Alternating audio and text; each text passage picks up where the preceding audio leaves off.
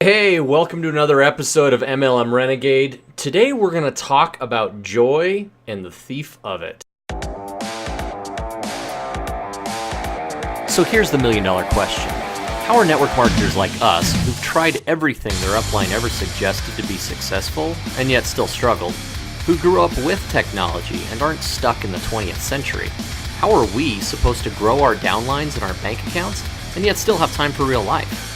My name is J.R. McKee. Join me as we explore how to use 21st century learning and technology to grow our downlines and build lasting wealth.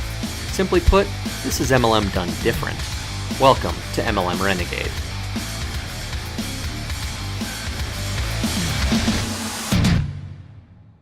All right, guys, today, I want to talk about joy.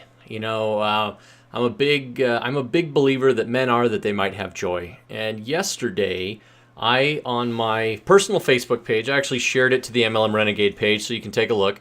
I did a Facebook Live, and I talked about, about the thief of joy, which is comparison. Okay, so, I got pretty real on there, and I want to share a little bit with you guys because honestly, I think it's a real problem for a lot of us. So, just to take you back a little bit, right before Thanksgiving, I got laid off from my job, my day job. Right, I love coming to you guys each week, but I still got to pay the bills at home with a wife and 4 kids. It's imperative to happen. And right after, actually, I got back from an event with Steven Larson.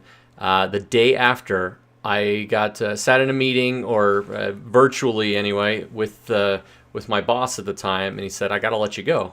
He said that I'd been one of the highest paid people since August, and that they were out of money. And now, if anybody's ever lost a job at the holidays, you know how much it sucks. Okay?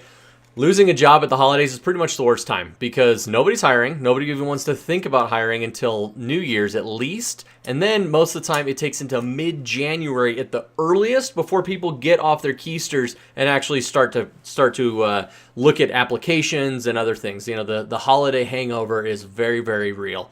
And so this was, it's been a rough 3 months. I like I've told you guys before, I work in sales, and thankfully, I've had the privilege to be fairly successful in my sales career. And because of that, I've never really worried too much about not getting another job because sales skills are pretty transferable. And that's a good thing. But I've been to the finish line now 3 different times with 3 different companies and didn't get the job 3 different times.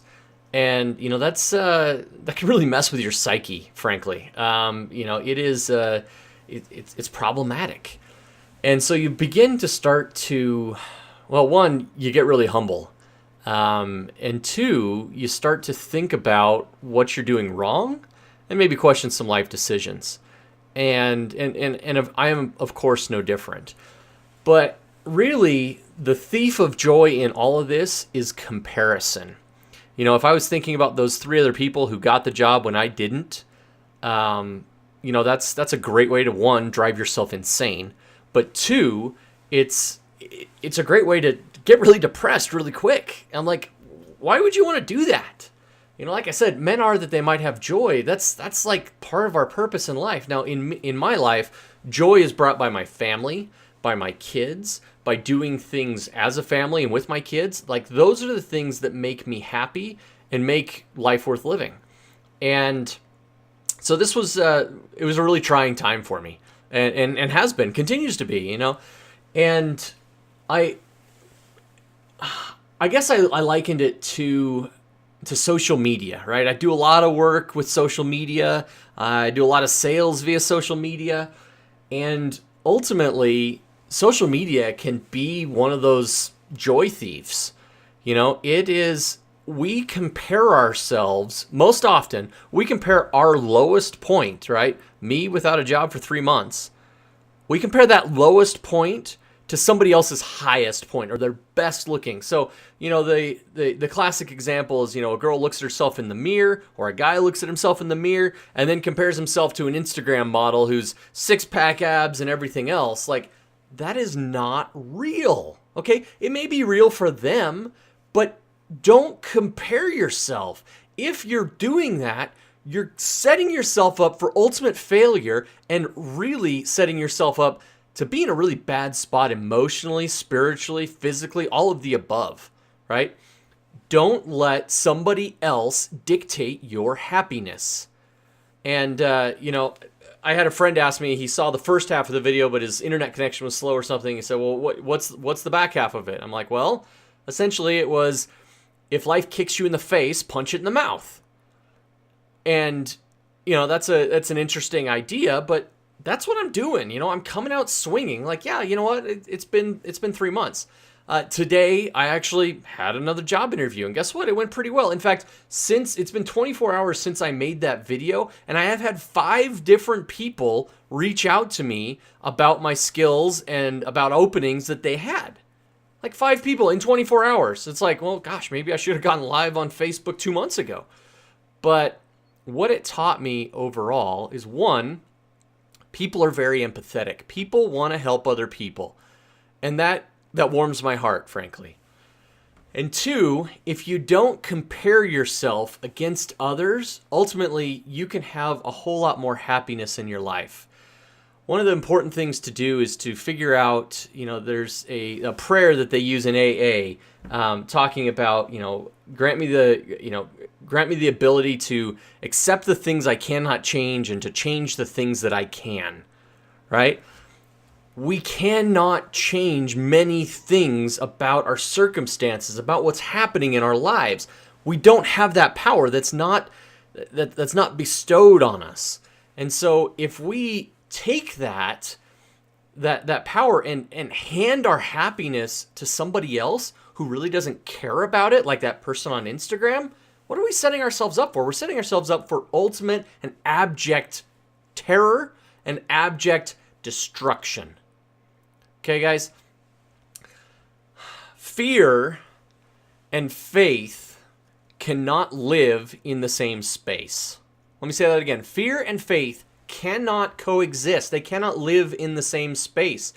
You either have faith that something is going to happen. I have faith that I'm going to get a job. Okay? Or you have fear of something or of some outcome. Okay? Here's the problem with fear. 90% of the time, whatever you're fearing never happens, okay? Or you don't have control over it, so why would you lend it space, give it free rent inside your head, okay?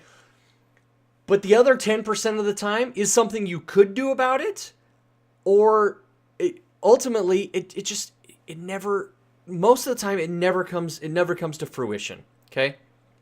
I heard fear explained as an acronym.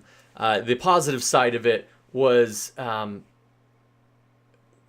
forget everything and rise, which I really like. And the other one was false expectations appearing real, which is so true because so often we get things spun up in our head. If we're gonna go out on a date with a girl or a guy and then they don't call us back, we start thinking and visualizing all the stupid things that could have happened. When my kids don't show up before curfew, suddenly I start freaking out. Oh no, did they get in a car accident? Is there something wrong? When my wife doesn't answer a telephone call for a little while, it's like, oh, what's happening? What's going on? When her battery died, or she was at work and handling a patient and just simply couldn't pick up the telephone. All of those things are real, but the fears that our mind can concoct are absolutely insane. And we shouldn't lower ourselves and allow ourselves to partake in the insanity, okay? When you have faith, it is an absence of fear. There can be things out there that you're concerned about, right? But when you have faith that things are going to go your way, guess what? They go your way, okay? Thoughts are things. And there probably isn't another thought that I can instill in everybody more than thoughts are things. Okay? When we think about something, when we give it headspace, those things happen. So why not give headspace, give thought to things that we want to happen? I've been doing a lot of reading lately and work on visualization and meditation and really trying to focus in my thoughts on those desires that I have. And I emphasize and I tell everybody that they should be doing this too. Okay, guys? Spend time visualizing what it's going to look like when you hit success. And not just visualizing it, but feeling it. Okay? Feel those emotions. Because guess what? They happen. Okay? When we visualize and we think of the worst thing that could happen and we get the anxiety that comes with that, guess what? It's a whole lot more likely to happen. That's why crap follows crap and good follows good. So, people who always seem to get lucky, guess what? They don't really get lucky. They create their own luck. You can create your own luck too. You just need to be more focused on the things that are going to make you happy and the things that you want to accomplish in life than the things that other people are doing and that make you mad. I mean, the quickest way for me to lose my mindset, and frankly lose my mind, is to get on social media, especially Twitter and sometimes Facebook, and look at anything political. Okay? I don't care what your political leanings are, right, left, center, alien, extraterrestrial, whatever. If you go on social media and look for people who are trying to troll and trying to argue, like, I do not get it. Like, I read it, I'm like, oh, I want to say, oh, they're wrong. Guess what? I'm wrong by even trying to get involved. I have to shut the thing off. Because when I do that, when I shut it off, it cannot steal my joy. Okay?